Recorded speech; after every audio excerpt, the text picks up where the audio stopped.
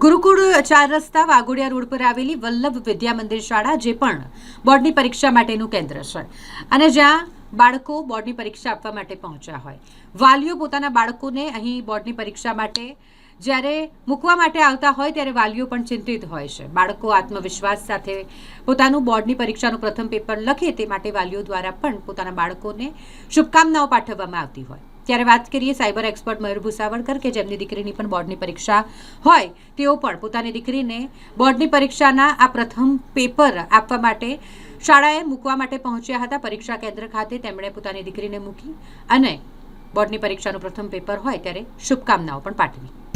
ગુજરાત બોર્ડની પરીક્ષા આજે શરૂ થઈ હોય ત્યારે વલ્લભ વિદ્યા મંદિર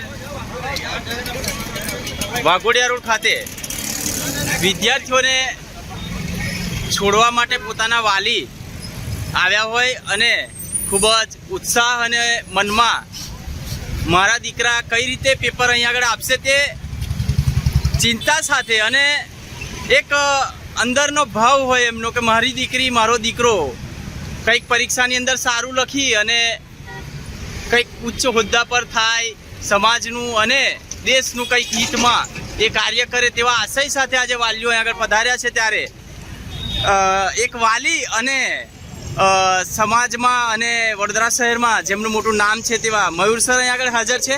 સર, આપ આજે કેમ પધાર્યા છો? મારી દીકરીની આજે 10મા ધોરણની પરીક્ષા છે, તો એને હું મૂકવા માટે હું આવ્યો છું અને બસ કે છોકરું નિશ્ચિંતપણે અને એકદમ નિરાંતપણે અને આસ્વસ્થ થઈને પરીક્ષા આપે તે હેતુથી હું એને અહીંયા મૂકવા માટે આવ્યો છું।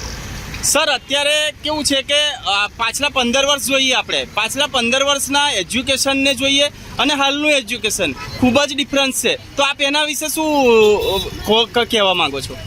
મેઇન મુદ્દો છે કોમ્પિટિશન। યસ સર, અત્યારે કોમ્પિટિટિવ વાતાવરણ બની ગયેલું છે અને કોમ્પિટિશન વાતાવરણમાં દરેક વાલી એવું ઈચ્છે છે કે પોતાનું બાળક સર્વશ્રેષ્ઠ બને। યસ સર, પણ હું એવું માનું છું કે બાળકને પોતાના નેચર પર છોડી દેવું જોઈએ અને બાળકને એટલું જ કહેવું જોઈએ કે તારું ડિસિઝન, અમે તારી સાથે જ છીએ અને તું આગળ વધ અને જ્યાં તકલીફ છે ત્યાં અમે બેઠા છે અને મિત્રતાના ભાવે એક મેન્ટરની સાથે એક મિત્રતા અને એક નિખાલસપણું અને બસ બાળકને માત્ર ને માત્ર સપોર્ટિવ બનવું જોઈએ કે નહીં કે એને ક્યારે પણ ક્રિટિસાઇઝ કરવું જોઈએ કે દર વખતે એને લોટપાટ આપવાનું પણ ટાળવું જોઈએ અને એક મિત્રતાની દ્રષ્ટિની જોડે આગળ વધવું એ અત્યંત હિતાવહ છે।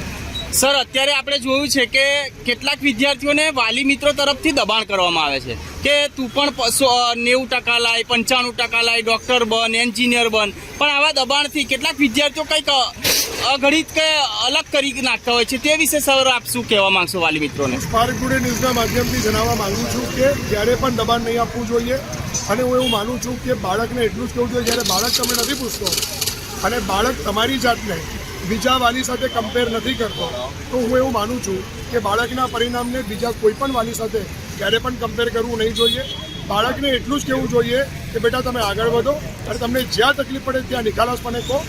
એક સારા અત્યારના સમયમાં અત્યાર જે જૈન જી છે એ જૈન જી જોડે આપણે મિત્રતાના સ્વરૂપે અને એક માર્ગદર્શક સ્વરૂપે આગળ વધવું એ અત્યંત હિતાવહ છે। તો આ હતા મયુર સર અને એ આ સ્કૂલ નહીં પણ દરેક સ્કૂલની અંદર અત્યારે વાલી મિત્રો અહીં આગળ પોતાના દીકરાને છોડી અને સારા પેપર લખે તેની રાહ જોઈ અને બેઠા છે। સ્પાર્ક ટુડે ન્યૂઝથી નરેશ પર।